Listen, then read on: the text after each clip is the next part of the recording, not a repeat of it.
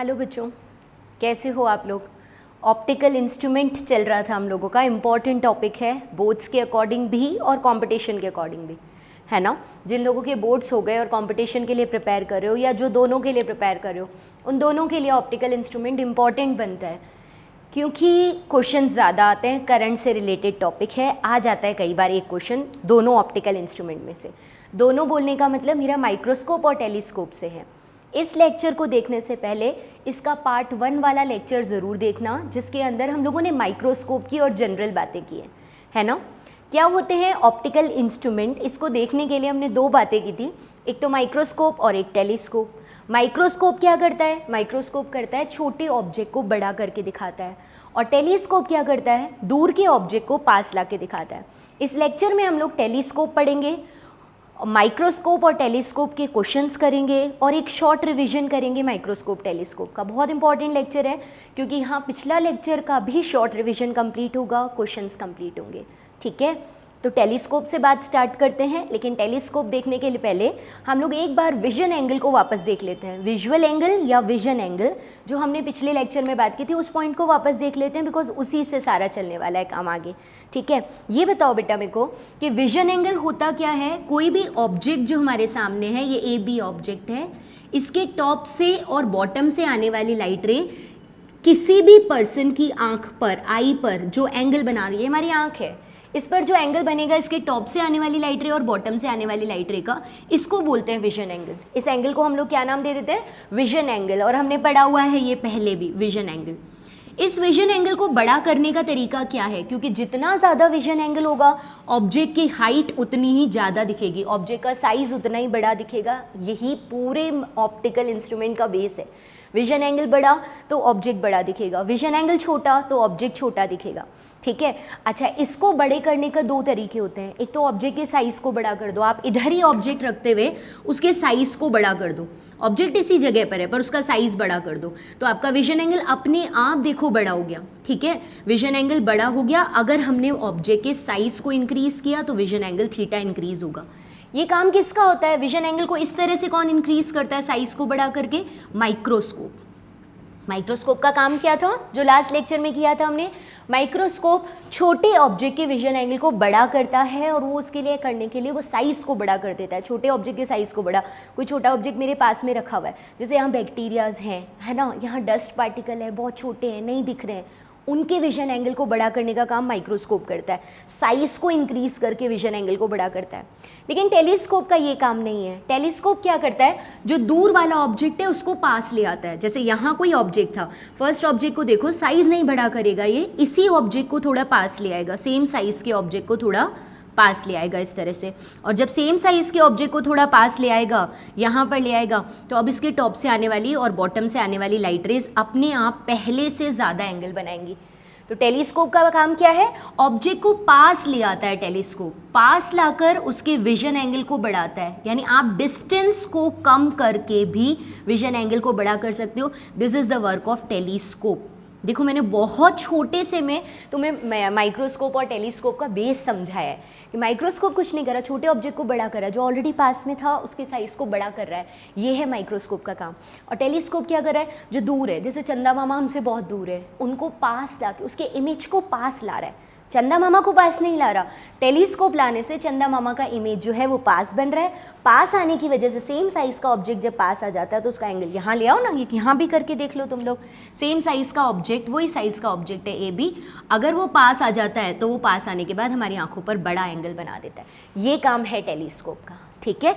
पास वाले ऑब्जेक्ट के एंगल को, हाँ, दूर वाले ऑब्जेक्ट के एंगल को पास लाने का काम करता है टेलीस्कोप, और पास के ऑब्जेक्ट का साइज़ बड़ा करने का काम माइक्रोस्कोप स्मॉल ऑब्जेक्ट के साइज़ को बड़ा करता है। टेलीस्कोप दूर के चंदा मामा, वीनस, जो चाहे नाम दे दो, चाचा ताऊ, जो नाम देना है वो दे दो, ठीक है। कुल मिलाकर चंदा मामा, वीनस और जो भी आपके पास में दूर के ऑब्जेक्ट हैं उनको पास लाकर, उनकी इमेज को पास लाकर एंगल बढ़ाने का काम टेलीस्कोप करता है। अल्टीमेटली सारे इंस्ट्रूमेंट का एक ही काम है जो हम लास्ट लेक्चर में कर चुके हैं। जितने भी इंस्ट्रूमेंट हैं उन सब का एक सिंगल काम क्या है, उन सब का सिंगल काम है मैग्नीफाइंग पावर। याद है ना, मैग्नीफाइंग पावर। अरे भूल गए क्या इतनी जल्दी, पिछले लेक्चर में ही तो बताया है कि सारे इंस्ट्रूमेंट में सबसे इंपॉर्टेंट क्या है, मैग्नीफाइंग पावर। अगर आप इंस्ट्रूमेंट ले आए यानी माइक्रोस्कोप और टेलीस्कोप ले आए, उसके बाद जो एंगल बन रहा है, माइक्रोस्कोप और टेलीस्कोप लाने के बाद जो एंगल बन रहा है इमेज का, फाइनल इमेज का जो एंगल बन रहा है, दैट इज बीटा। बिना माइक्रोस्कोप और टेलीस्कोप का नेकेड आई पर, सिंपल आई पर ऑब्जेक्ट जो एंगल बना रहा था, विजन एंगल बना रहा था, दैट इज एल्फा।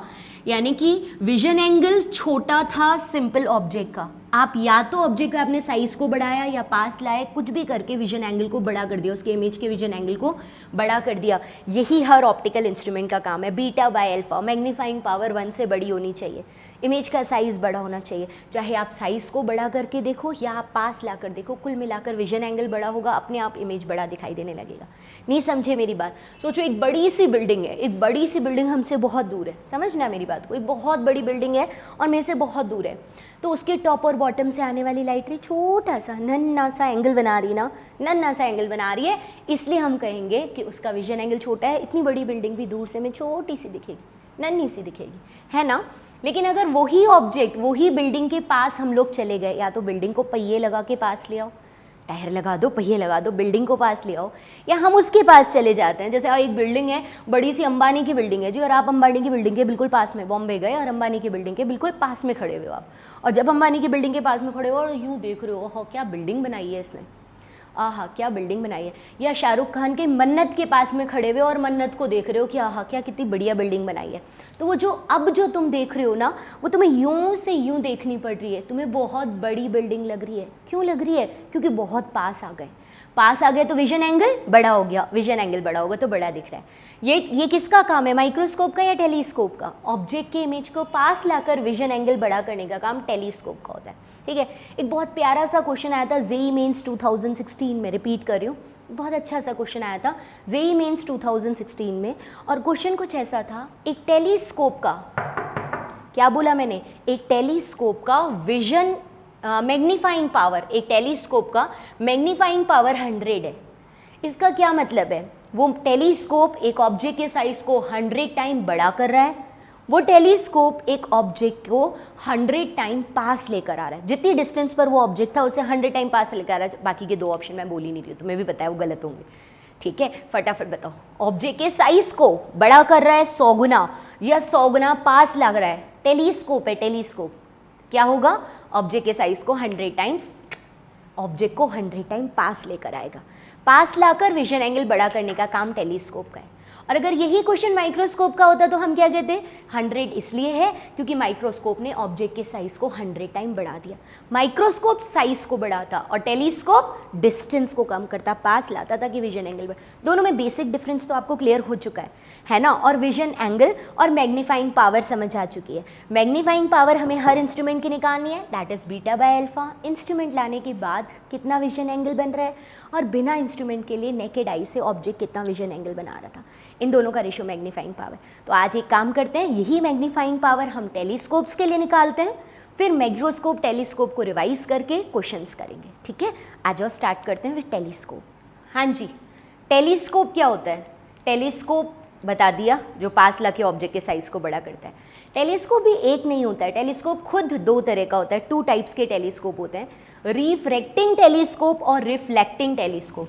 एक तो कौन सा वाला है आपका, रिफ्रैक्टिंग टेलीस्कोप, ठीक है। एक होता है रिफ्लेक्टिंग टेलीस्कोप, तुम्हें नाम से ही पता लग रहा होगा, जो इसमें रिफ्रैक्शन हो रहा है, लाइट रे टेलीस्कोप के लेंस वगैरह के अंदर जा रही है तो रिफ्रैक्शन, और अगर लाइट रे केवल रिफ्लेक्ट हो रही आ रही है तो रिफ्रैक्शन, रिफ्लेक्टिंग टाइप टेलीस्कोप।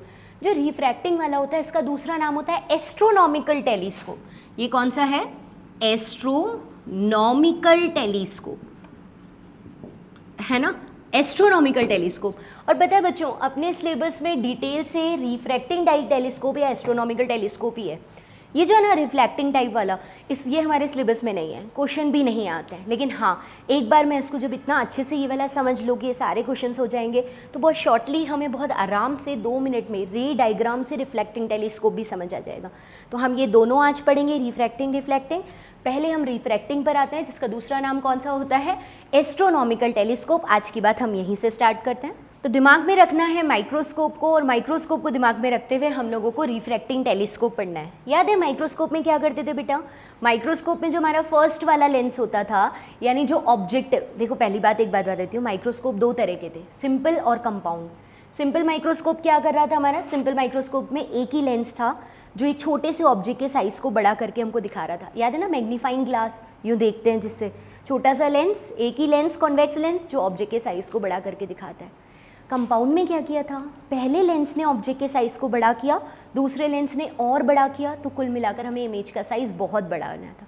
पहले ने बड़ा किया, दूसरे ने और बड़ा किया, तो इमेज का साइज़ बहुत बड़ा मिला था। इसको हम लोग क्या बोलते हैं? इसको हम बोलते हैं सेकेंड टाइप, यानी कंपाउंड माइक्रोस्कोप। सोच के बता, जल्दी से सोच के बताओ कि क्या पॉसिबल है कि टेलीस्कोप भी सिंपल हो? सिंपल मतलब एक ही लेंस, एक दूर का चंदा मामा, दूर का ऑब्जेक्ट है, बहुत दूर का ऑब्जेक्ट की लाइट रे अगर लेंस पे आएंगी तो वहाँ कहाँ कन्वर्ज होंगी? पैरेलल आएंगी, इन्फिनिटी से लाइट रे। पैरेलल आने वाली लाइट रे कन्वर्ज कहाँ होती है? बोल, फोकस पे। तो अगर दूर ऑब्जेक्ट है, यू इन्फिनिटी है, वी फोकस जितना है, तो ऑब्जेक्ट दूर इमेज पास, साइज बता कैसा बनेगा फटाफट से? ऑब्जेक्ट दूर, इमेज बहुत पास, फोकस पर, तो साइज इज़ वेरी डिमिनिश, बहुत छोटा सा साइज बनेगा। अगर साइज़ बहुत छोटा सा बन रहा है ना, इसका मतलब तुम सोच समझ के बता देना मुझे, अगर साइज़ बहुत छोटा सा बन रहा है तो इसका मतलब आप ऑब्जेक्ट के देख नहीं सकते हो, क्योंकि वो साइज़ इतना छोटा है। इसमें हुआ कहाँ मैग्नीफिकेशन? अल्फा बड़ा कहाँ हुआ? विजन एंगल बड़ा कहाँ हुआ? सिंगल, सिंपल, शॉर्टली बोल रही हूँ, टेलीस्कोप कभी सिंपल टाइप का नहीं बन सकता, एक लेंस से नहीं बन सकता, क्योंकि इन्फिनिटी का इमेज फोकस पे बनेगा विच इज़ वेरी डिमिनिश्ड। तो आपका विजन एंगल बड़ा कहाँ हुआ? आपको बड़ा दिखा कहाँ? तो नहीं पॉसिबल है। टेलीस्कोप हमेशा कंपाउंड ही होंगे, हमेशा दो या दो से ज़्यादा लेंस ही यूज़ होंगे। एक लेंस जो ऑब्जेक्ट के पास होता है उसको क्या नाम दोगे? Objective piece. और जो लेंस आँख के पास होता है उसको क्या नाम दोगे? आई पीस। यानी कि टेलीस्कोप के टू लेंसेज कौन कौन से हो गए? ऑब्जेक्टिव पीस, आई पीस। अब याद करके बता, कंपाउंड माइक्रोस्कोप में दोनों लेंस का साइज़ क्या था? कंपाउंड वाले में, माइक्रोस्कोप में ऑब्जेक्ट छोटा था तो ऑब्जेक्टिव पीस छोटा, इमेज बड़ा बना था तो आपके पास में आई पीस बड़ा, ऑब्जेक्टिव पीस छोटा, आई पीस बड़ा। लेकिन मैंने इसको अलग तरीके से याद करवाया था। क्या बोला था? आई पीस छोटा और ऑब्जेक्टिव पीस उससे भी छोटा। खैर जो भी, कंपैरेटिवली तो ऑब्जेक्टिव छोटा था और आई बड़ा था ना, ऑब्जेक्टिव छोटा, आई बड़ा। जैसे ही टेलीस्कोप पर आओगे इसका जस्ट उल्टा बना देंगे, ऑब्जेक्टिव तो बड़ा सा, और इसका बड़ा अच्छा सा खेल है, ये सारा सिखाऊंगी मैं तुम्हें। ऑब्जेक्टिव पीस बहुत बड़ा बनता है और आई पीस बहुत छोटा होता है। ये बहुत छोटा मतलब बहुत छोटा नहीं, उधर तो बहुत छोटा था, इसके कंपैरेटिवली छोटा होता है। मैं दोनों में बात रिवाइज करवाऊंगी जब मैं डिफरेंसेस बताऊंगी ना। माइक्रोस्कोप में तो क्या होता है? ऑब्जेक्टिव पीस छोटा और आई पीस उससे भी छोटा होता है, ठीक है? सॉरी, ऑब्जेक्टिव पीस छोटा, आई पीस बड़ा, इन दोनों में से अगर हम लोग माइक्रोस्कोप की बात करें, आई पीस बड़ा है, ऑब्जेक्टिव छोटा है, लेकिन बहुत छोटा था वो। यहाँ क्या होता है? ऑब्जेक्टिव पीस बहुत बड़ा, आई पीस उससे छोटा है, बहुत छोटा तो नहीं पर उससे छोटा है। फिलहाल के लिए इतना ही ध्यान रखना, ये ऑब्जेक्टिव पीस का ओ लिख देते हैं, ये आई पीस का ई लिख देते हैं। फिलहाल के लिए इतना ध्यान रखना, डिटेल तो फॉर्मूला आने के बाद आएगी, कि हमारा यहाँ जो ऑब्जेक्ट है, टेलीस्कोप में जो ऑब्जेक्ट है वो कहाँ पर है? इन्फिनिटी पर, चंदा मामा, ठीक है? सन, वीनस, स्टार्स, इन सबको देखना है आपको। हालांकि स्टार के लिए बहुत ज़्यादा रिजोल्यूशन पावर का, बहुत ज़्यादा मैग्नीफिकेशन का तुम्हारा टेलीस्कोप चाहिए, लेकिन कोई बात नहीं, हम टेलीस्कोप से बहुत दूर के ऑब्जेक्ट को देख रहे हैं। दूर के ऑब्जेक्ट से लाइट रेज बहुत सारी आएंगी, बहुत ज़्यादा आएंगी, तो बहुत ज़्यादा लाइट रेज इस पर आए और इसमें से पास हो और इमेज बना सके, दैट्स वाई इसका अपर्चर बहुत ज़्यादा चाहिए। हमारे पास में जो ये आपका होता है, क्या बोलते हैं हम इसको? ऑब्जेक्टिव पीस, इसका अपर्चर बहुत बड़ा चाहिए, फोकल लेंथ बहुत ज़्यादा चाहिए। क्यों चाहिए? क्योंकि ऑब्जेक्ट इन्फिनिटी पर है, उससे लाइट रेज बहुत डाइवर्स, बहुत फैली हुई सी आ रही हैं। आप उन सारी लाइट रे को लेंस के अंदर ले सको, that's why lens should be very large, focal length ज़्यादा, अपर्चर ज़्यादा। ये दो बातें क्लियर हो गई? बढ़ूँ यहाँ से आगे? अच्छा एक बात बताओ मुझे, जब लाइट रे आएंगी ऑब्जेक्टिव पीस पर, इन्फिनिटी से आएंगी, तो इन्फिनिटी से कैसे लाइट रे आती है? इन्फिनिटी से लाइट रे कैसे आती है? पैरेलल, आपस में भी पैरेलल और प्रिंसिपल एक्सिस के भी पैरेलल हो सकती हैं, या सिर्फ आपस में पैरेलल हो, प्रिंसिपल एक्सिस के नहीं। अगर प्रिंसिपल एक्सिस, लेंस की सिंपल बातें याद कर जो तूने लेंस में पढ़ी हुई है। अगर लाइट रे आपस में पैरेलल होती है, प्रिंसिपल एक्सिस के भी पैरेलल होती है, तो फोकस पॉइंट पर कन्वर्ज होती है। होती थी या नहीं होती थी?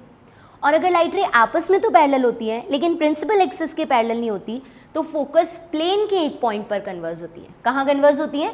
फोकस प्लेन के एक पॉइंट पर। चले ऐसा ही बनाते हैं अपन। हमें क्या पता कि हमारे चंदा मामा जो है वो प्रिंसिपल एक्सिस के पैरेलल लाइटर भेज रहे हैं नहीं। कॉमन कंडीशन तो ये है ना, आपस में पैरेलल है और प्रिंसिपल एक्सिस के नहीं है। ये देख बनाते हैं। आजा, ये रही तेरे पास ये लाइट रे, ये आई यहाँ से आई, जो ऑप्टिकल सेंटर से पास होती है उसका क्या होता है बेटा?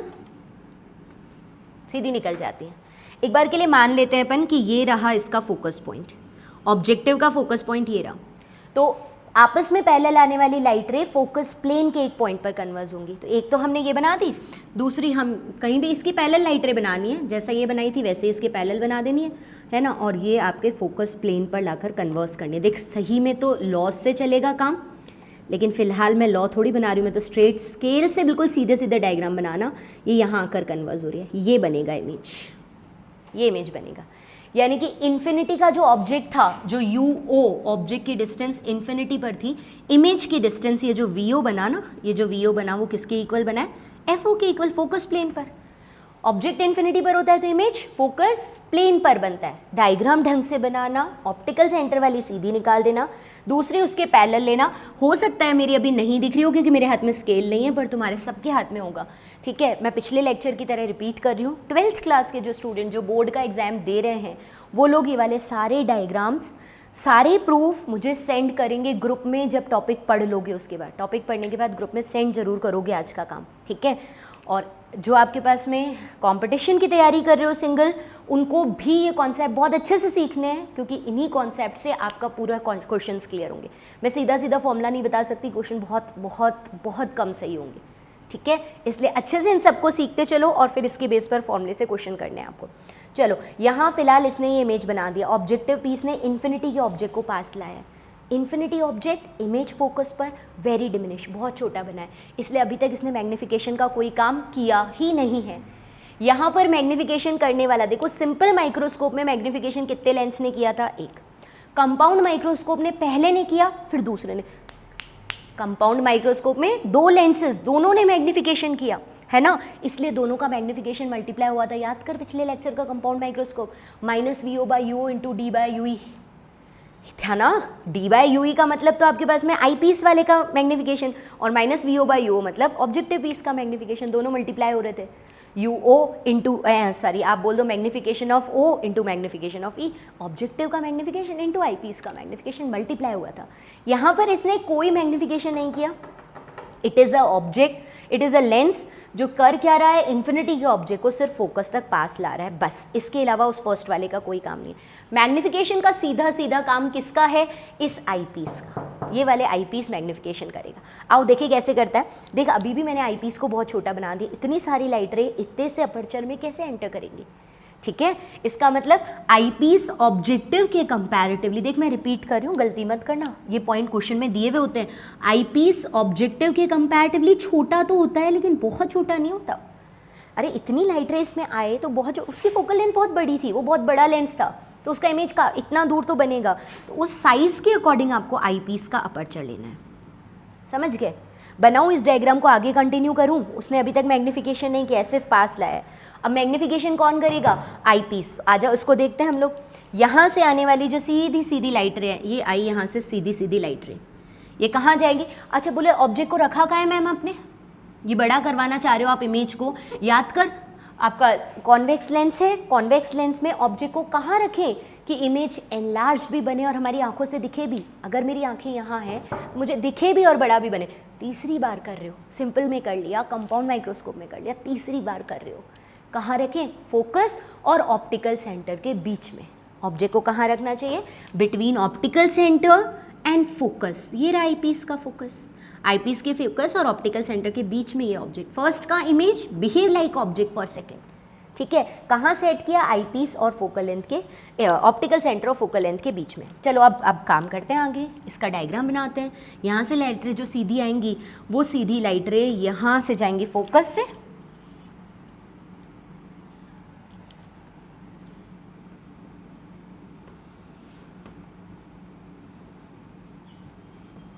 ये जाएंगी फोकस से, और यहाँ से ये जो लाइट रे आएंगी ये यूं चले गए।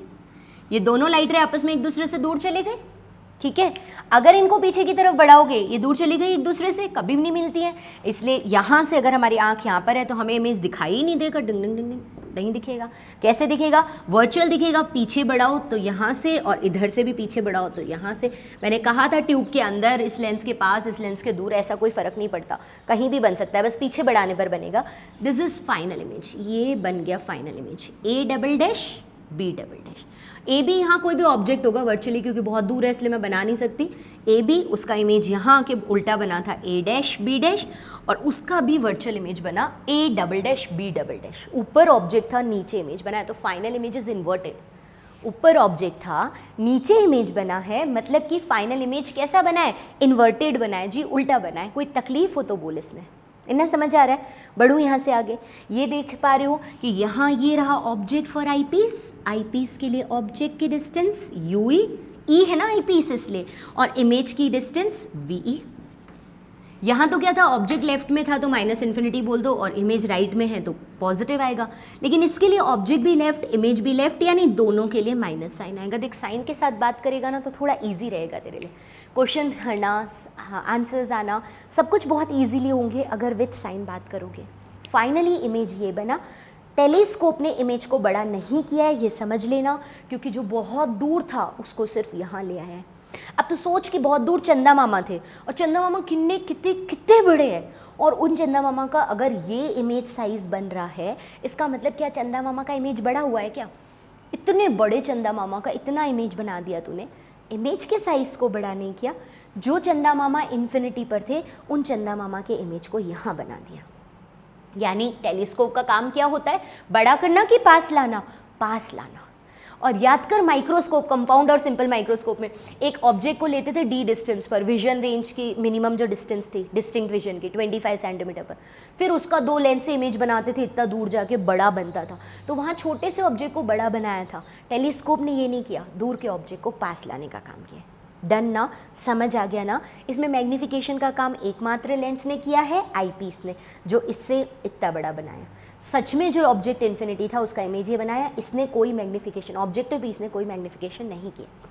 चलो खैर जो भी, हम मैग्नीफाइंग पावर के फॉर्मूले पर चलें। क्या हुआ करता था मैग्नीफाइंग पावर का फॉर्मूला? रिपीट करवाओ मुझे, प्रूव कराओ। लेकिन उससे पहले एक टर्म अभी और बच रही है, तुम लोग को याद हो तो। क्या? सारे माइक्रोस्कोप टेलीस्कोप में एक टर्म और क्या होती है? Tube length. तो ट्यूब लेंथ कहाँ मेजर करी अभी तक? इस ट्यूब लेंथ में उल्टा है, ऑब्जेक्टिव पीस वाली तरफ मोटी होगी और आई पीस वाले की तरफ पतली होगी ये ट्यूब लेंथ। ये देखो ऐसे बनाते हैं इस ट्यूब लेंथ को, ऑब्जेक्टिव पीस वाले की तरफ तो ये विड्थ ज़्यादा बनाई अपन ने, ठीक है, और जहाँ पर आई पीस है वहाँ पर इस ट्यूब लेंथ को पतला कर दिया, क्योंकि छोटा लेंस है ना इसलिए। ये तो ट्यूब बन गई। अब इस ट्यूब लेंथ को लेना है, बताओ ये लेंथ कितनी है, खुद बताओ। ये कौन से डिस्टेंस है बच्चों? वीओ थी ना इस इमेज की, जो कि फोकल लेंथ पे ही बना था, तो एफओ कह देते हैं इसको, प्लस ये डिस्टेंस कितनी है? यू ई। लेकिन कल भी बात हो गई थी, मतलब लास्ट लेक्चर में भी, कि यू ई का सिर्फ मैग्नीट्यूड ही लेना जी। क्यों? क्योंकि ये यू ही नेगेटिव है। मान ली एफ ओ है 20 और यू ही है -5, तो तुम 20 - 5 करोगे तो 15। इतनी लेंथ थोड़ी है, 20 + 5 जितनी है ना, 25 लेंथ है ना ट्यूब की, तो इसका सिर्फ मैग्नीट्यूड लेते हैं। तो अब हमारे सामने डायग्राम पूरा क्लियर है। जब मुझे प्रूफ करके भेजोगे तो ये डायग्राम 2 बार बना के भेजोगे। जो बोर्ड्स दे रहे हैं उनके लिए बोल रही हूँ मैं, ये 2 बार मुझे बना के भेजोगे ताकि अच्छे से प्रूफ हो सके। पूरा बनने की बात ट्राई करोगे, गलतियाँ ही गलतियाँ होंगी। पूरे एक स्टेप समझोगे और स्टेप्स के हिसाब से खुद बनाओगे, सही हो जाएगा। चलो मैग्नीफाइंग पावर पर चलते हैं। फॉर्मूला बोल मैग्नीफाइंग पावर का, वहीं से स्टार्ट करें अपन। M beta by alpha. Alpha बिना इंस्ट्रूमेंट के हमारे आंखों पर बनने वाला एंगल, बीटा इंस्ट्रूमेंट लाने के बाद फाइनल एंगल जो बन रहा है। अच्छा चल सोच, ये टेलीस्कोप नहीं होता, इतना बड़ा सारा जो टेलीस्कोप बनाया ना, अगर ये नहीं होता तो सीधा ऑब्जेक्ट जो इन्फिनिटी पर है वो मेरी आंखों पर कितना एंगल बना रहा होता? ऑब्जेक्ट यहाँ होती है आपकी प्यारी सी आंखें, इस पर कितना एंगल बनता बताओ इंस्ट्रूमेंट के बिना? इसको तो इंस्ट्रूमेंट को तो रहने दो, इन्फिनिटी का ऑब्जेक्ट सीधा अगर हमारी आंख यहीं होती इंस्ट्रूमेंट से पहले तो हमारी आंखों पर एंगल बनाता। This is alpha, this angle is alpha.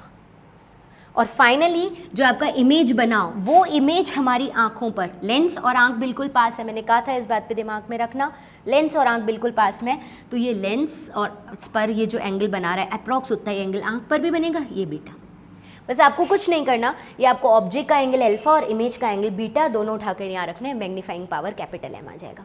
चलूँ यहाँ से आगे, बताओ अल्फा कैसे निकालूँ? तो बोले मैम ये तो सिंपल है, ये अल्फा है तो इस तरफ भी अल्फा ही बनेगा, इस तरफ अल्फा है तो इस साइड भी अल्फा ही बनेगा ना। टेन अल्फा निकलवाओ, टेन अल्फा इस ट्राइंगल से निकल सकता है बेटा। कौन से ट्राइंगल से? ट्राइंगल का नाम लो, it is A dash B dash O, है ना। अल्फा उधर था, वही लाइन आ गई तो मैंने दोनों तरफ बना दिया और कुछ नहीं किया है। तो ये A dash B dash O जो ट्राइंगल है, इससे टेन अल्फा निकालो, परपेंडिकुलर बाय बेस। तो perpendicular is A dash B dash, ये ट्राइंगल है, perpendicular A dash B dash है और बेस कितना है आपके पास में? बेस एफ ओ है, A dash B dash upon F O. और अगर एंगल्स छोटे होते हैं तो हम इसी को अप्रोक्स अल्फा बोल देते हैं और ये अल्फा हो जाएगा A dash B dash upon of F O. ये टेन अल्फा आ गया, ये इक्वेशन 1 नहीं कहते हैं अभी, फिलहाल अल्फा निकला है। बीटा निकालते हैं। बीटा निकालने के लिए दो तरीके हैं, या तो इतना बड़ा ट्राइंगल ले लो, इससे भी बीटा निकलेगा, ये छोटा सा ट्राइंगल लो, इससे भी बीटा निकलेगा, यानी कि A dash B dash E, इस वाले ट्राइंगल से भी बीटा निकलेगा।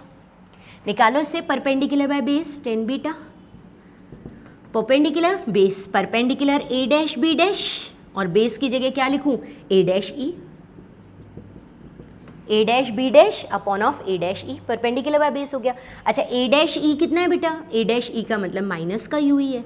देख मैं साइन के साथ चल रही हूँ, है ना। अप्रॉक्स अगर एंगल हटा दोगे, एंगल्स छोटे हैं सारे, है ना, बहुत बड़ा तो बन नहीं रहा इमेज, तो इसको टेन बीटा को बीटा बोल दिया, A dash B dash upon of minus का यू ई हो गया। ये हमें बीटा भी मिल गया, ये अल्फा भी मिल गया। मैग्नीफाइंग पावर निकालनी थी, बीटा बाय अल्फा करना है, यानी A dash B dash upon of U E divided by minus का यू ई है ना बेटा, माइनस का U E upon A dash B dash divided by F O. ये गया गया गया और जो आया जो बचा उसको तुम्हें सोचना है और समझना है। क्या बचा? माइनस का F O upon of U E. सोच, दिमाग लगा। मैग्नीफिकेशन का फॉर्मूला सिंगल आया है, मल्टीप्लाई में नहीं आया। अरे जो भी आया मैं बाद में याद करवाऊंगी, मैं अभी याद नहीं करवा रही, मैं तो तेरे से पूछ रही हूँ कि अभी जो मैग्नीफाइंग पावर का फॉर्मूला आया, मैग्नीफिकेशन नहीं है, वो होता है size of image by size of object minus V O by U O, जो भी है ना, उसके बारे में बात नहीं कर रहे हम तो बात ये कर रहे हैं कि अभी जो फॉर्मूला मैग्नीफाइंग पावर का आया है वो सिंगल आया है, दो को मल्टीप्लाई करने पर नहीं आया। कंपाउंड माइक्रोस्कोप में डबल आया था, इसलिए क्योंकि दोनों लेंस ने मैग्नीफिकेशन किया था। यहाँ पर हो जाएगा ऐसे करते करते। तो अगर इतने ही फॉर्मूले और इनके हिसाब से चलोगे ना तो कोई क्वेश्चन नहीं होंगे। कॉन्सेप्ट से चल, उसमें दोनों लेंस थे जो मैग्नीफिकेशन कर रहे थे, तेरे को फॉर्मूले यूं के यूं टिप्स पे याद हो जाएंगे अगर दिमाग से काम चलेगा तो। और अगर रटने बैठा ना तो हमेशा सोचता रहेगा माइक्रोस्कोप टेलीस्कोप के फॉर्मूले टफ हैं, आते नहीं है, पागल बना रहा है और कुछ नहीं, ईजी है बहुत। इसमें एक लेंस ने तो सिर्फ पास लाने का काम किया, मैग्नीफिकेशन किया ही नहीं। इकलौता एकमात्र लेंस है आई पीस जिसने मैग्नीफिकेशन किया है, इसलिए मैग्नीफाइंग पावर में सिर्फ उसके बारे में बातें आई हैं, माइनस का F O upon U E. अच्छा चल एक बात बता, it is just like simple microscope या कंपाउंड माइक्रोस्कोप? टेलीस्कोप किसकी तरह है, सिंपल माइक्रोस्कोप या कंपाउंड? लोग बोलते हैं ये तो कंपाउंड की तरह है, कंपाउंड में दो लेंस होते हैं, यहाँ भी दो लेंस हैं। हाँ, दो लेंस होने से थोड़ी बात बनती है। कंपाउंड में एक लेंस ने मैग्नीफिकेशन की, तुम्हारे चक्कर में मैं ही गलत बोल रही हूँ। सिंपल में एक लेंस ने मैग्नीफिकेशन किया था, टेलीस्कोप में भी एक ही लेंस मैग्नीफिकेशन कर रहा है। इसका मतलब ये किसकी तरह है? बिल्कुल सिंपल माइक्रोस्कोप की तरह, क्योंकि एक ही लेंस है जो मैग्नीफिकेशन का काम कर रहा है। समझ पाए? अब तो क्लियर हुआ। एक लेंस, इकलौता लेंस। वहाँ क्या फॉर्मूला होता था सिंपल माइक्रोस्कोप में? मैग्नीफाइंग पावर का सिंपल माइक्रोस्कोप में क्या फॉर्मूला होता था?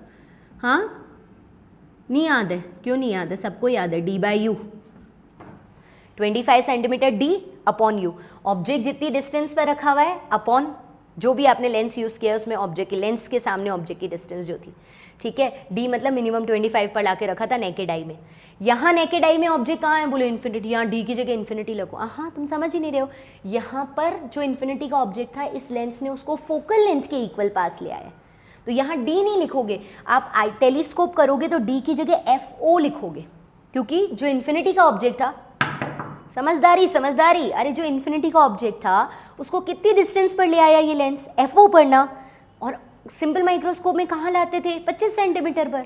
तो वहाँ यहाँ 25 सेंटीमीटर रखते थे, यहाँ नहीं रखोगे। यहाँ क्या रखोगे? बोले यहाँ तो ये 25 पर नहीं है तो एफ ओ पर लेके आया, तो यहाँ डी की जगह एफ ओ आया है इस फॉर्मूले में। और नीचे आई पीस के सामने ऑब्जेक्ट की जो डिस्टेंस है यू, वही आई पीस के सामने ऑब्जेक्ट की डिस्टेंस यू ई बोल दी, क्योंकि यहाँ दो लेंस है इसलिए नाम दे दिए सिंबल को। से देख सिंपल माइक्रोस्कोप जैसा है, बिल्कुल एक ही बार मैग्नीफिकेशन हुआ है। जैसे वहाँ d/u था वैसे यहाँ d की जगह f हुआ है, u की जगह तो u ही है। अच्छा एक प्रॉब्लम और है, वहाँ पॉजिटिव था क्योंकि वहाँ फाइनल इमेज सीधा बना था। यहाँ खुद देख, ऑब्जेक्ट की लाइट रेज ऊपर से आ रही है, इमेज नीचे जाके बन रहा है। ऑब्जेक्ट की लाइट रेज ऊपर से आ रही है, इमेज नीचे जाकर बन रहा है, यानी इमेज उल्टा बन रहा है, इनवर्टेड बन रहा है, इसलिए फाइनली नेगेटिव आंसर आया। Inverted images are always negative. हाँ समझ आ गया होगा टेलीस्कोप, रिफ्रैक्टिंग टेलीस्कोप काम कैसे करता है, इतना तो समझ आ गया ना। मैं क्वेश्चन वगैरह की तरफ तो नहीं गई हूँ, बट करता कैसे काम है ये तो क्लियर हुआ। अच्छा एक चीज़ और याद है हमें कि हम हर प्रूफ में, चाहे माइक्रोस्कोप हो टेलीस्कोप हो, हमें ऑब्जेक्ट की डिस्टेंस u नहीं दे रखी होती है, बल्कि हमें फाइनल इमेज की डिस्टेंस दे रखी है। मैंने क्या कहा, हमें ऑब्जेक्ट की डिस्टेंस u नहीं दे रखी होती है, हमें फाइनल इमेज की डिस्टेंस दे रखी होती है। तो फाइनल इमेज की डिस्टेंस यानी u को हटाकर v रखना है। तो v रखने का मेरे पास एक ही तरीका है, मैं इस डायग्राम को हटाऊं और इसकी जगह इसको v के टर्म्स में पुट करूं और तुमसे आगे की बात करूं। आ जाओ फटाफट। देखो जी क्या फॉर्मूला आ चुका था हमारे पास में, मैग्नीफाइंग पावर एक सिंपल माइक्रोस्कोप की तरह, नीचे तो u ही लिखना है, ऊपर d की जगह fo लिखना है। उल्टा बना था इसलिए माइनस लगाना है। यहाँ तक की बात हमारी हो गई थी। अब हमें ऑब्जेक्ट की डिस्टेंस नहीं दे रखी होती है, फाइनली इमेज कहाँ बन रहा है वो डिस्टेंस दे रखी होती है, यानी कि हमें आई पीस से फाइनल इमेज v दे रखा होता है। तो बस आ जाओ आई पीस के लिए बात करवा दो।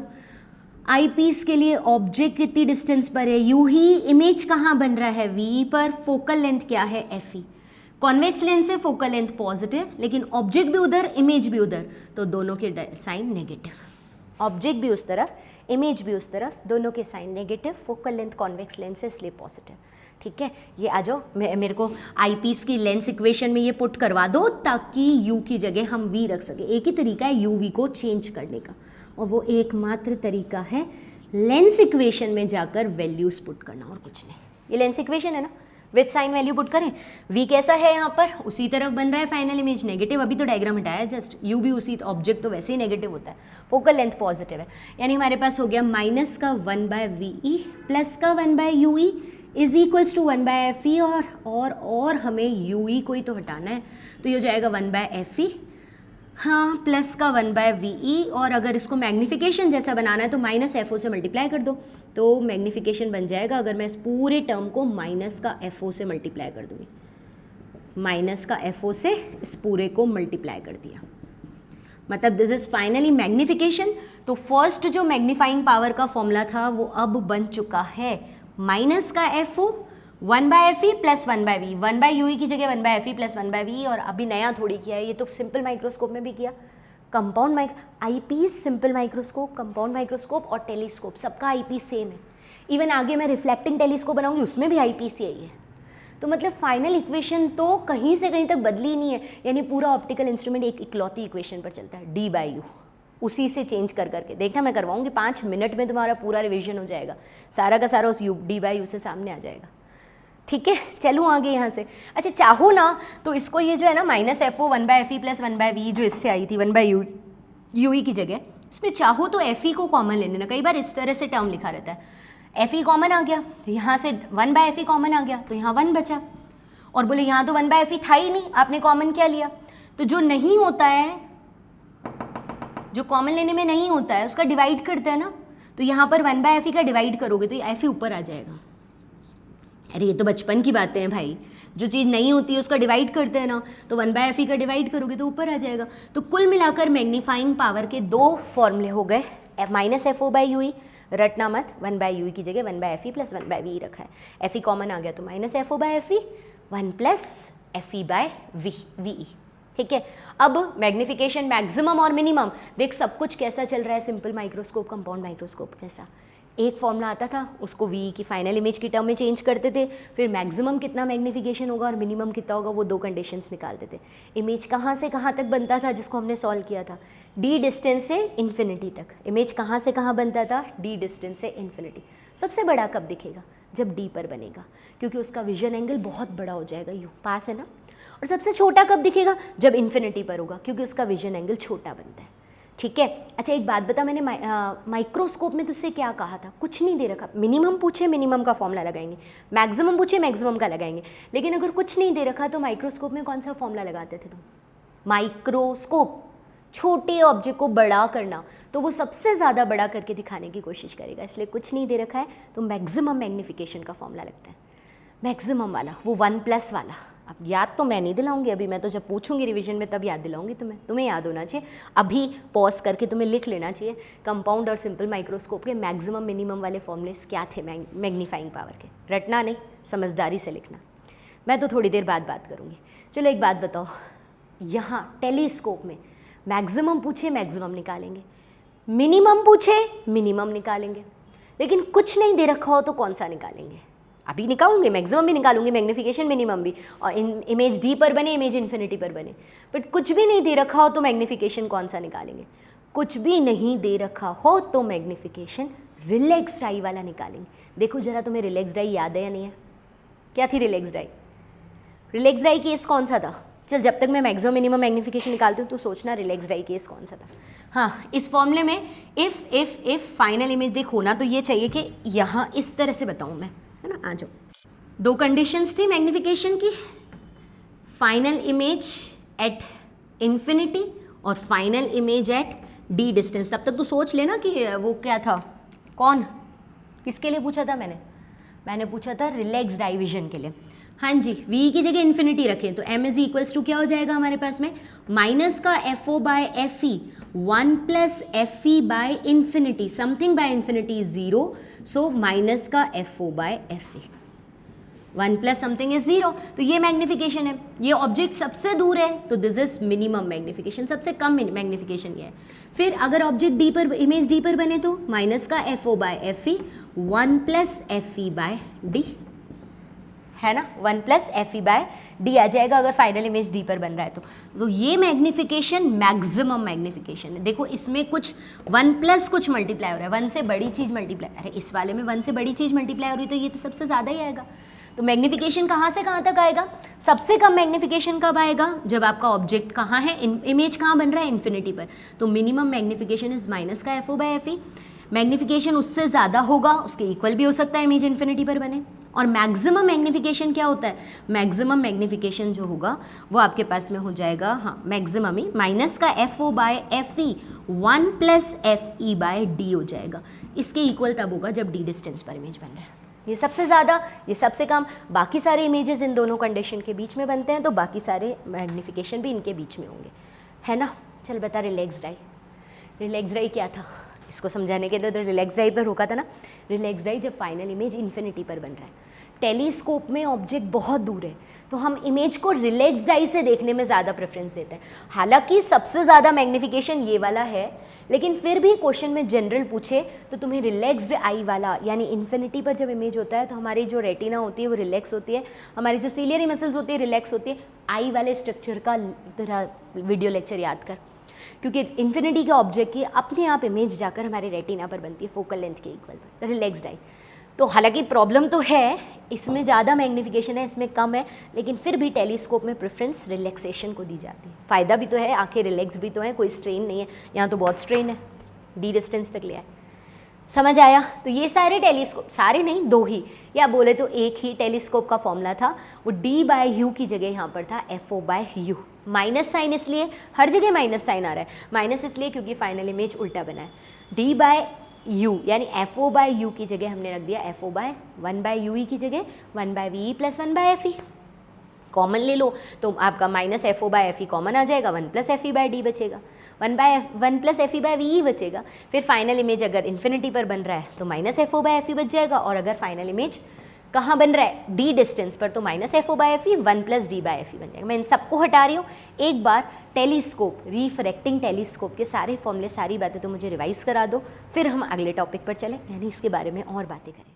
हाँ जी बच्चों, refracting telescope, 2 lens, objective I, बड़ा कौन?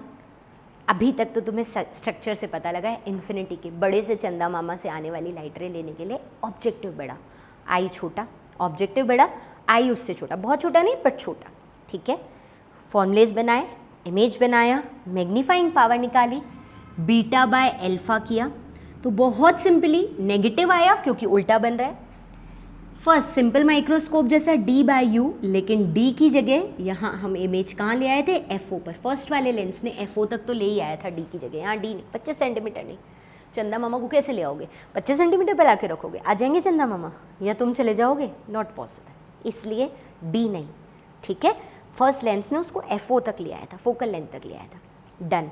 उसके बाद इसी से दूसरा फॉर्मूला बना दिया था, वो क्या, बहुत सिंपल, FO तो ठीक है, U की जगह 1/FE प्लस का 1/VE।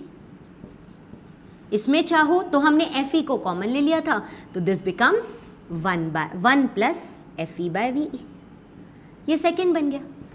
इससे तुमने मैक्सिमम और मिनिमम मैग्निफिकेशंस निकाले, मैग्नीफाइंग पावर निकाल दी, which is different from magnification.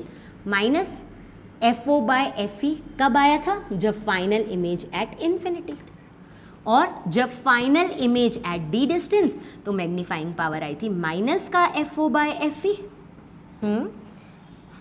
1 plus FE/VE की जगह FE/D, फाइनल इमेज D पर बना। हाँ जी, अब इसमें एक बहुत इंपॉर्टेंट टर्म पर बात रह गई थी मैग्नीफाइंग पावर निकालते टाइम, और वो इंपॉर्टेंट टर्म क्या थी, ट्यूब लेंथ, जिस पर क्वेश्चन पूछा जाता है। याद है रिफ्रैक्टिंग टेलीस्कोप की ट्यूब लेंथ हमने लिखी थी डायग्राम में, which is VO plus of UE, लेकिन फर्स्ट ऑब्जेक्ट चंदा मामा इन्फिनिटी पर थे, तो उसको VO यानी इमेज की डिस्टेंस जो आई थी वो FO आई थी, FO प्लस का UE। ट्यूब लेंथ निकाली थी ना हमने, FO प्लस का UE, यही होती है ट्यूब लेंथ। लेकिन सोच, अगर फाइनल इमेज इन्फिनिटी पर बन रहा है, अगर तेरा फाइनली इमेज VE जो है वो इन्फिनिटी पर बन रहा है, तो इसका मतलब ऑब्जेक्ट कहाँ रखा था, इसका मतलब ऑब्जेक्ट UE जो तुमने रखा था वो फोकल लेंथ पर रखा था। इमेज को इन्फिनिटी पर बनाने के लिए ऑब्जेक्ट कहाँ होना चाहिए, तो बोले ऑब्जेक्ट फोकल लेंथ पर होना चाहिए, तो इमेज को इन्फिनिटी पर बनाने पे UE फोकल लेंथ के इक्वल होना चाहिए, मतलब tube length is FO plus का FE। भाई देखिए, ये क्वेश्चन तो बहुत ज़्यादा पूछे जाते हैं, इस पर न्यूमेरिकल तो हद से ज़्यादा आते हैं, मैं भी पूछूंगी तुमसे एक न्यूमेरिकल। अगर फाइनल इमेज कहाँ बना हुआ है, इन्फिनिटी पर, तो मैग्निफिकेशन का formula minus FO, minus sign से उल्टे के लिए मैग्नीट्यूड निकालते टाइम ये माइनस मत रखना, FO/FE, और tube length FO plus FE। FO plus UE होता है, लेकिन इन्फिनिटी के इमेज के लिए UE की जगह FE हो गया। दो, अगर मान ले तुझे मैग्निफिकेशन और ट्यूब लेंथ दे रखी है, दो इक्वेशंस दे रखी है, दो चीज़ें दे रखी हैं, तो तुम FO/FE दोनों चीज़ें निकाल सकते हो, डन। और अगर D डिस्टेंस पर फाइनल इमेज बन रहा है तो ट्यूब लेंथ तो वही है, FO प्लस का UE तुम्हें खुद को निकालना पड़ेगा। फाइनल इमेज VE इन्फिनिटी पर D पर बन रहा है, FE भी दे रखा होगा, VE भी दे रखा होगा, U तुम खुद निकाल देना, lens equation 1/VE minus 1/U is equals to 1/FE से। ये पूरा रिफ्रैक्टिंग टेलीस्कोप का रिविजन, अभी तक जो भी पढ़ा रिफ्रैक्टिंग टेलीस्कोप में सारा रिवाइज कर लिया, यहीं रोक कर ये फॉर्मूले खुद सारे लिख लेना, ठीक है। हाँ, लेकिन मैं बार बार यही बोल रही हूँ, लेक्चर कंप्लीट होने पर ग्रुप में, व्हाट्सएप ग्रुप में तुम मुझे, जैसे माइक्रोस्कोप सिंपल कंपाउंड के किए थे, वैसे ही टेलीस्कोप भी रिफ्रैक्टिंग डिफ्रैक्टिंग टेलीस्कोप के पूरे डायग्राम बना के प्रूफ करके मैग्नीफाइंग पावर के दोनों फॉर्मूले टिल मिनिमम और मैक्सिमम मैग्नीफिकेशन सब निकाल के दोगे मुझे, ठीक है। अच्छा बताओ, ये मैग्नीफाइंग ज़्यादा कब होगा, ये मैग्नीफाइंग पावर ज़्यादा कब होगी, तब माइनस साइन से उल्टे के लिए है, ये मैग्नीफाइंग पावर तब ज़्यादा होगी जबकि आपका FO ज़्यादा हो और जबकि आपका FE कम हो। FO ज़्यादा होना चाहिए, FE कम, माइनस से मत उलझना, उल्टे के लिए FO ज़्यादा FE कम होना चाहिए। FO ज़्यादा मतलब ऑब्जेक्टिव पीस की फोकल लेंथ ज़्यादा, और तुझे अच्छे से याद है कि focal length is equals to, formula बोल फोकल लेंथ का, सोच फोकल लेंथ का फॉर्मूला, हाँ फोकल लेंथ का formula 1/F is equals to mu minus 1 1/R1 minus 1/R2। इक्वी फोकल लेंथ है तो हमने सॉल्व भी कर लिया था इसको, तो आपका हो जाएगा कितना हो जाएगा आपके पास में, twice of R upon mu minus 1। अगर फोकल लेंथ ज़्यादा चाहिए मतलब R ज़्यादा, तो ऑब्जेक्टिव पीस बड़ा, फोकल लेंथ कम चाहिए तो मतलब R कम, तो आई पीस छोटा। इसीलिए कंपाउंड माइक्रोस्कोप का ऑब्जेक्टिव पीस बड़ा होता था, आई पीस छोटा होता था, जो मैंने सिंपल लाइट रेस के हिसाब से बताया था, फॉर्मूले के हिसाब से भी वही बात सही है। ऑब्जेक्टिव पीस बड़ा, आई पीस छोटा, जबकि ये टेलीस्कोप के लिए बोल रही हूँ, जबकि कंपाउंड माइक्रोस्कोप के लिए क्या था, कंपाउंड माइक्रोस्कोप के लिए था उल्टा।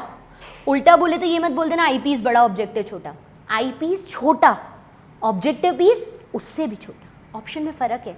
वहाँ पर हमें आई पीस छोटा चाहिए था और ऑब्जेक्टिव पीस उससे भी छोटा चाहिए था, उसका कॉन्सेप्ट सारा मैंने उस माइक्रोस्कोप वाले में समझाया था। यहाँ ऑब्जेक्टिव पीस बड़ा और आई पीस छोटा चाहिए। डन, क्लियर हुआ। बढ़ूँ यहाँ से आगे, रिफ्रैक्टिंग टेलीस्कोप समझ आ गया।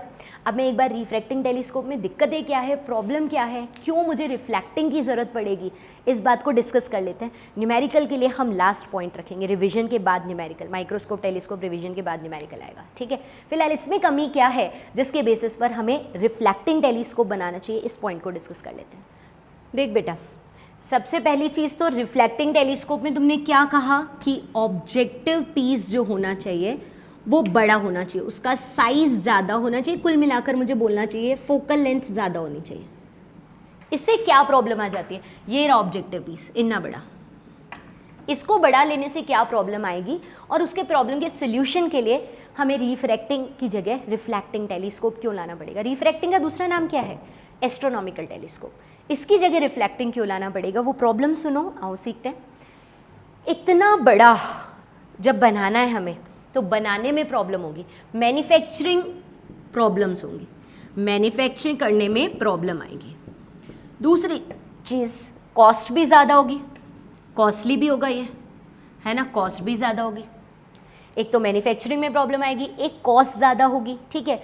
एक इसको आपके हैंडलिंग में भी, जब आप उसको हैंडल करोगे या आप उसको कहीं होल्ड करके रखोगे तो होल्डिंग में भी, जैसे आपको जो ट्यूब चाहिए होल्डिंग के लिए, उस होल्डिंग में भी प्रॉब्लम आएगी, प्रॉब्लम आएगी होल्डिंग में भी।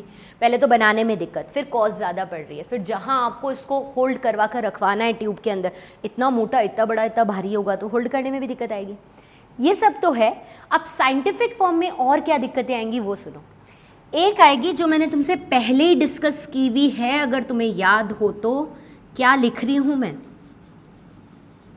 क्या लिखा मैंने, स्फेरिकल एब्रेशन।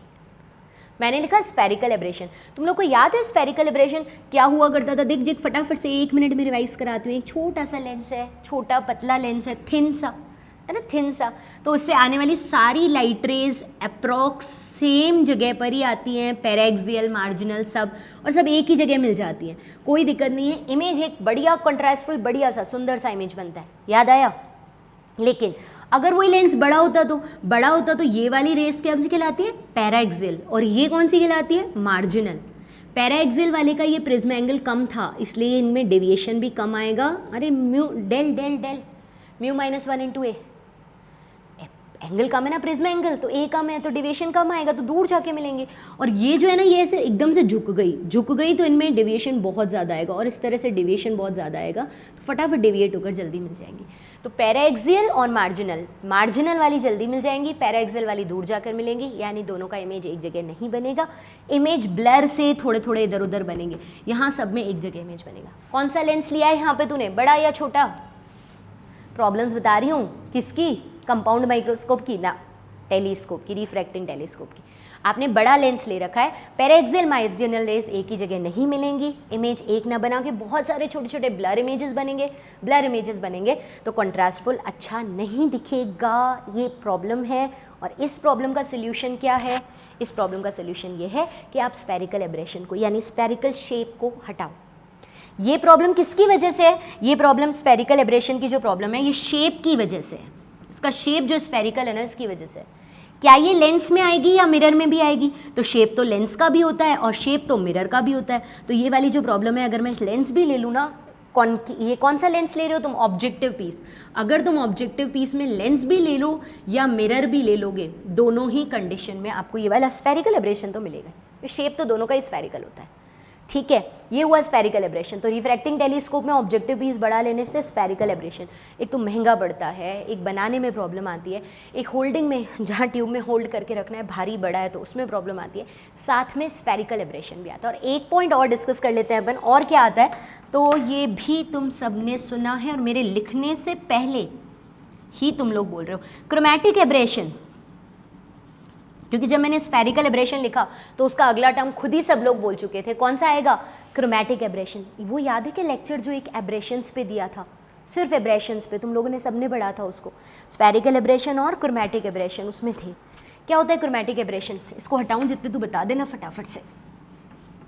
क्रोमैटिक, अच्छा ये तो हटा ही दिया मैंने कि शेप की वजह से, जो कि लेंस और मिरर दोनों में आएगा। क्रोमैटिक एब्रेशन क्या होता है, क्रोमैटिक एब्रेशन था हमारे पास में, सारे कलर्स अलग अलग जगह कन्वर्ज होते हैं, रेड टू वॉयलेट विबग्योर के सारे कलर्स अलग अलग कन्वर्ज होते हैं, याद है। विबग्योर में अगर हम आगे की तरफ जाते हैं तो लैम्डा वेवलेंथ इंक्रीज होती है, और वेवलेंथ इंक्रीज होती है तो हमें पता है कि speed is proportional to wavelength, तो इस लाइट की स्पीड भी बढ़ेगी, वेवलेंथ बढ़ेगी यानी स्पीड भी बढ़ेगी।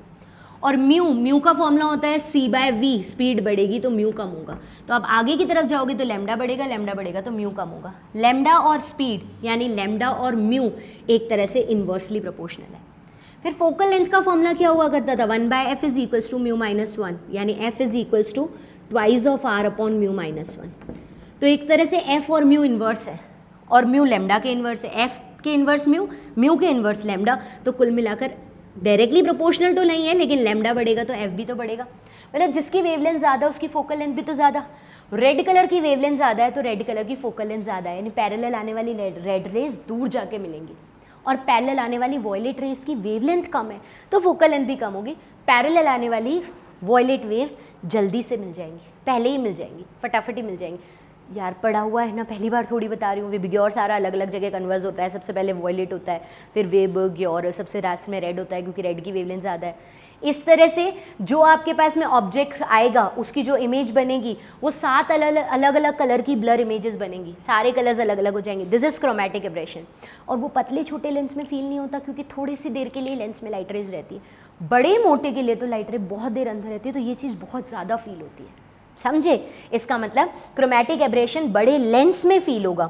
ये है आपके पास में म्यू की वजह से, अंदर जाने की वजह से, रिफ्रैक्शन की वजह से है ये, और रिफ्रैक्शन सिर्फ लेंस में होता है, तो ये वाली प्रॉब्लम सिर्फ लेंस में आएगी। अगर तुम मिरर ले लोगे तो उसके अंदर लाइट जा ही नहीं रही है, तो सातों कलर्स अलग होने से, फिर फोकल लेंथ अलग होने से कोई फ़र्क ही नहीं पड़ेगा, समझ गए। मिरर के अंदर तो लाइट रे जाती ही नहीं है ना, तो हम इस वाले इफेक्ट को ख़त्म कर सकते हैं अगर हम मिरर लेते हैं तो। लेकिन अगर हम स्फेरिकल मिरर या कोई ऐसा मिरर ले रहे हैं जो आपके पास में शेप में स्फेरिकली है, मार्जिनल और वाली वेव्स अलग अलग मिल रही हैं, तो स्फेरिकल एब्रेशन तो बना रहेगा। कुल मिलाकर हमारे सामने 5 तरह के एब्रेशंस हैं। इन पांचों को 5 तरह के एब्रेशंस नहीं है, 5 तरह की प्रॉब्लम्स हैं हमारे रिफ्रैक्टिंग यानी एस्ट्रोनॉमिकल टेलीस्कोप में। अगर इन 5 तरह की प्रॉब्लम्स को हम सॉल्व कर लेते हैं तो हम एनी हाउ क्या बना लेंगे, 5 तरह की प्रॉब्लम्स को सॉल्व करने के बाद एनी हाउ हम लोग बना लेंगे एक अच्छा टेलीस्कोप। और इन्हीं प्रॉब्लम्स को सॉल्व करने के लिए अगले तरह का टेलीस्कोप लाते हैं which is reflecting type telescope, और देखते चलेंगे कि उसमें ये प्रॉब्लम सॉल्व हुई या नहीं। ज़्यादा बड़ा नहीं है, उसमें सिर्फ रे डायग्राम्स बनाने हैं, फॉर्मूला एज इट इज़ यही रहेंगे। देखो ऑब्जेक्टिव पीस को बदल देंगे क्योंकि ऑब्जेक्टिव पीस में ये 5 दिक्कतें हैं, ना आई पीस बदलेगा, ना मैग्नीफाइंग पावर का फॉर्मूला, यानी मैग्नीफाइंग पावर का फॉर्मूला मतलब f - FO/UE, जिससे UE की जगह 1/FE 1/VE रखा था, कुछ नहीं बदलेगा, कोई चेंज नहीं होगा, सिर्फ और सिर्फ ऑब्जेक्टिव पीस को बदल देंगे, रिफ्रैक्टिंग की जगह रिफ्लेक्टिंग बन जाएगा। आओ बनाते हैं। हाँ जी बच्चों, पहला कौन सा टेलीस्कोप लिखा हमने, पढ़ लिया, कौन सा वाला, रिफ्रैक्टिंग। अब कौन सा आया, रिफ्लेक्टिंग, यानी ऑब्जेक्टिव पीस की 5 प्रॉब्लम्स को सॉल्व करना। रिफ्लेक्टिंग भी एक तरह का नहीं होता, रिफ्लेक्टिंग टेलीस्कोप खुद 2 तरह का होता है। एक होता है कैसाग्रीन, प्रोनाउंस थोड़ा थोड़ा सब लोग अलग करते हैं, but exactly it is Cassegrain telescope. और दूसरा होता है न्यूटोनियन टेलीस्कोप। ये दोनों में आपके कंपटीशन में बोर्ड्स में क्वेश्चन नहीं आएंगे, लेकिन हाँ तुम्हारी एनसीईआरटी के अंदर कैसाग्रीन टेलीस्कोप जो होता है इसका डायग्राम है, तो हम डायग्राम भी बना रहे हैं, रे डायग्राम, और फॉर्मूले तो वो के वही रहेंगे, ठीक है। और दूसरा हम लोग रे डायग्राम किसका बनाएंगे, न्यूटोनियन टेलीस्कोप का। आ जाओ कैसाग्रीन से स्टार्ट कर लेते हैं। चेंजेस सिर्फ इतने से किए हमने कि हमने जो लिया था, क्या हमने लिया था, ऑब्जेक्टिव पीस का बड़ा सा कॉन्वेक्स लेंस, उस लेंस की जगह हम लोग यहाँ पर ले रहे हैं बड़ा सा मिरर। ये बड़ा सा मिरर है, इस मिरर का नाम है पैराबोडियल कॉन्केव मिरर। मैं पूरा समझाऊंगी क्या लिया है, क्यों लिया है। हमारा जो ऑब्जेक्टिव पीस था ना, बस आपने उस ऑब्जेक्टिव पीस की जगह एक मिरर ले लिया जिसका नाम है पैराबोडियल कॉन्केव मिरर। बोले मैम कॉन्केव का तो मतलब हमें समझ आता है, कॉन्केव वो होता है जो आपके लाइट रेस को कन्वर्स करता है मिरर में, कॉन्वेक्स की जगह कॉन्केव लेते हैं, कॉन्वेक्स लेंस जैसा कॉन्केव मिरर। आप कॉन्वेक्स लेंस को हटा रहे हो ना ऑब्जेक्टिव पीस में, तो उसकी जगह क्या लिया है, कॉन्केव मिरर। चलो ठीक है, तो आपने कॉन्केव मिरर लिया, वो बात ठीक लगी हमें, लेकिन ये पैराबोइडियल क्या होता है, आओ समझाती हूँ क्या होता है। देखो, अगर तुम कॉन्केव मिरर लेते तो पूरा एक स्फेयर का पार्ट लेते, वो यहाँ से भी इस तरह से कर्व्ड होता और वो यहाँ से भी इस तरह से कर्व्ड होता, ऊपर नीचे से भी यूँ कर्व्ड होता और इधर साइड से भी यू कर्व्ड होता, पूरे तरह से, यूँ इधर भी रेडियस आर, इधर भी रेडियस आर। कॉन्केव लेते तो उसमें प्रॉब्लम क्या आती, स्फेरिकल एब्रेशन।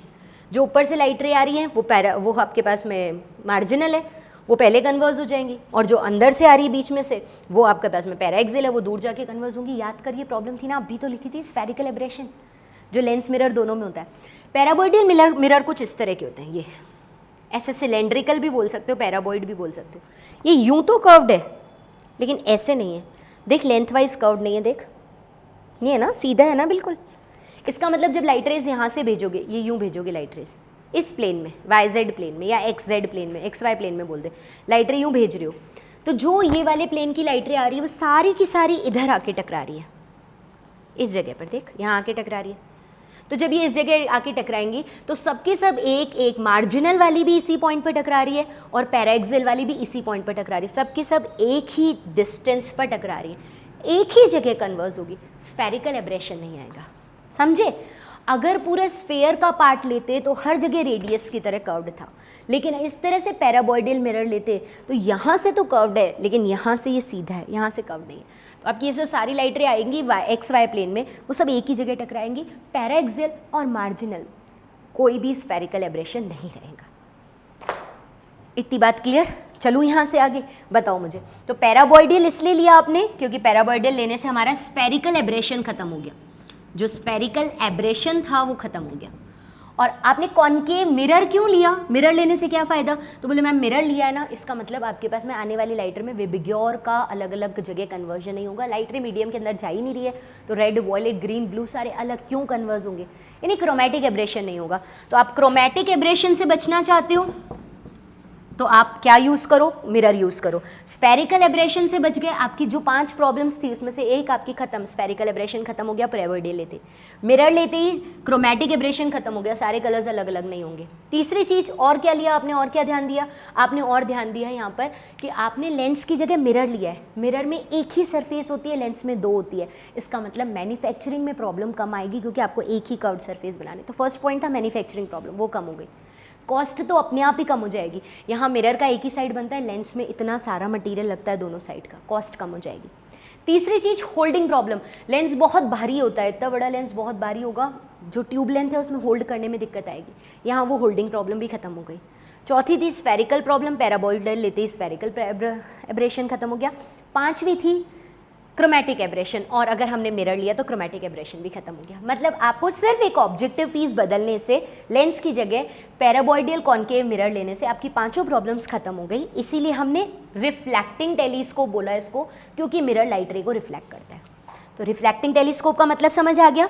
बढ़ूँ यहाँ से आगे, हाँ जी, कुछ नहीं होता, ये रिफ्लेक्टिंग टेलीस्कोप, यहाँ से आप इसको इस तरह की ट्यूब से कनेक्ट कर देते हो, चेंजेस फॉर्मूले वगैरह में कुछ भी नहीं आएंगे, ये इस तरह से आप इसको एक ट्यूब से कनेक्ट कर लेते हो, हल्का फुल्का इजी बनने वाला और ऑब्जेक्ट का डायग्राम है, टेलीस्कोप सिंपल है ये यहाँ से आप इसको बीच में से कुछ कट करके रखते हो, जहाँ सामने ऑब्जेक्ट है वहाँ से बीच में से बिल्कुल कुछ कट करके रखते हो। आप यहाँ से लाइट रेज भेजो, जैसे ये ट्यूब लेंथ ऐसे सीधी रहती है। अब जैसे चंदा मामा ऊपर है तो आप इस पूरी ट्यूब को यूँ घुमा दोगे, चंदा मामा उस तरफ है तो पूरी ट्यूब को यूँ घुमा दोगे।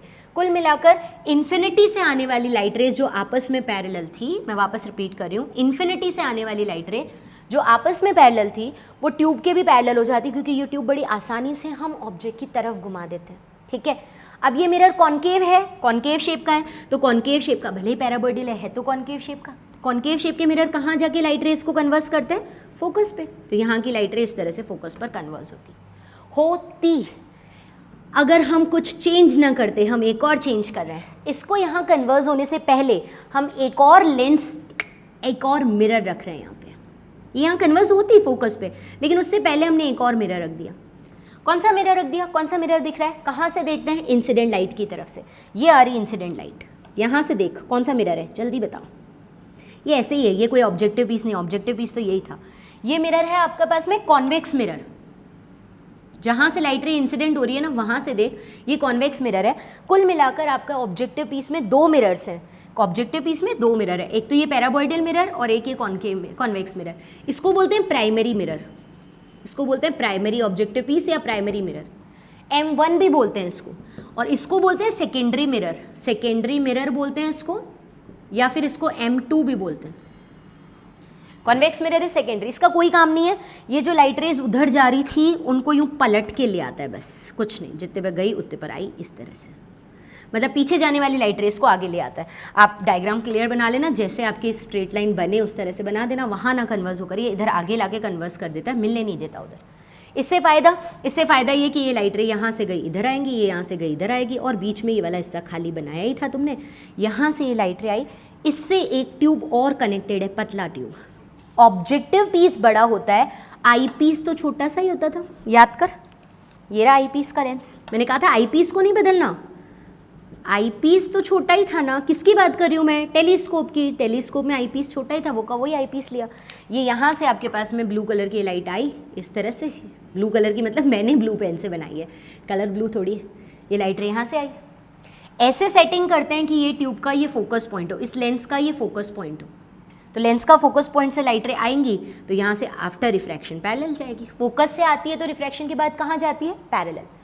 फोकस से आती है तो रिफ्रैक्शन के बाद कहाँ जाती है? पैरेलल। बस इतना सा ध्यान रखना है।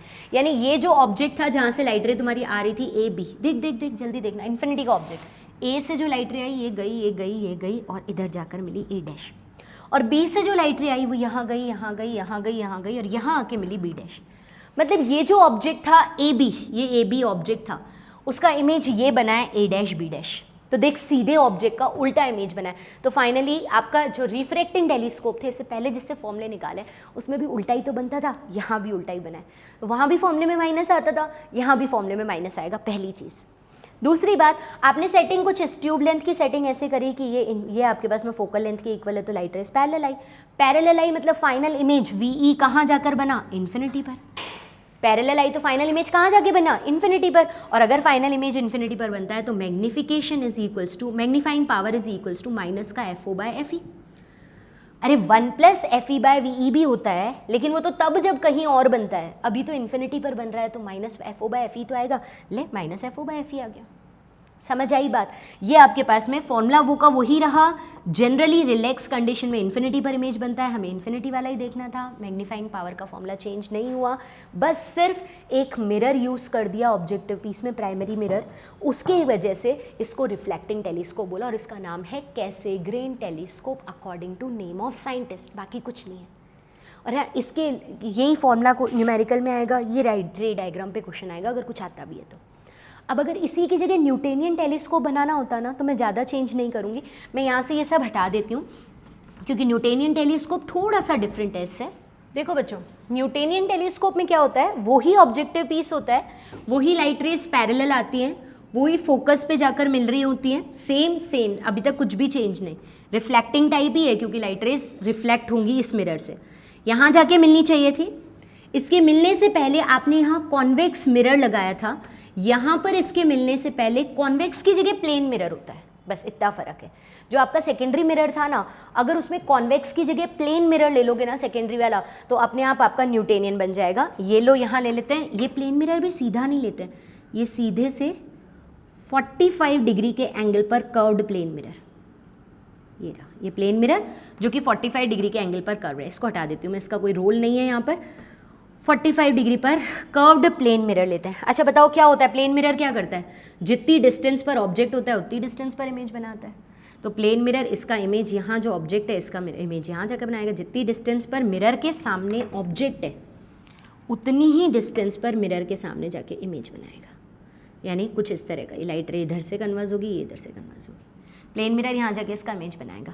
यहाँ से आने के बाद ये लाइट रे यूँ गई, इधर से आने के बाद ये लाइट रे यूँ गई।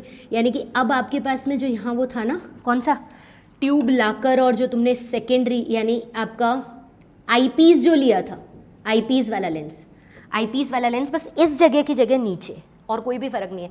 यहाँ से लाइट रेज आई, ये यूँ गई, फोकल लेंथ की इक्वल सेटिंग करके रखते हैं तो सीधी चली जाएगी। फाइनल इमेज जो जाके बनेगा इन्फिनिटी पर बनेगा, मैग्नीफाइंग पावर की जगह माइनस FO बाय FE आएगा। फाइनल इमेज उल्टा ही इन्फिनिटी पर जाके बनेगा। ये आपके पास में ए से लाइट रे यहाँ आकर परपेंडिकुलर बन गया, बस आपका यहाँ जो बना था उल्टा बना था, यहाँ जो आया ऑब्जेक्ट यूँ था, इमेज यूँ, ऑब्जेक्ट वर्टिकल, इमेज हॉरिजॉन्टल बन गया। ये न्यूटेनियन टेलीस्कोप है। FO bye FE, minus sign उल्टे के लिए लगाते, उल्टा नहीं तो 90 डिग्री पर बनाए तो कोई बात नहीं, FO बाय FE से निकाल लो। ये दोनों रिफ्लेक्टिंग टाइप टेलीस्कोप है, रे डायग्राम ही काफ़ी है इन दोनों के। तो इसका मतलब हम लोगों को अब सारे आ चुके हैं टेलीस्कोप्स पे। पिछले लेक्चर में माइक्रोस्कोप आ गए, इस वाले लेक्चर में टेलीस्कोप आ गए। एक नेक्स्ट लेक्चर और कंटिन्यू कर लेंगे हम लोग, जिसमें हम टेलीस्कोप और माइक्रोस्कोप के फॉर्मूले को रिवाइज करके उनको किस तरह से इजीली याद कर सकते हैं वो करके करेंगे, और करने के साथ उस पर न्यूमेरिकल करेंगे, ठीक है। बट इन 2 लेक्चर्स को बहुत अच्छे से प्रिपेयर करो ताकि थर्ड लेक्चर आपकी खुद के लिए एक रिविजन हो और आप खुद बड़े आराम से सारे क्वेश्चंस कर पाओ। All the best.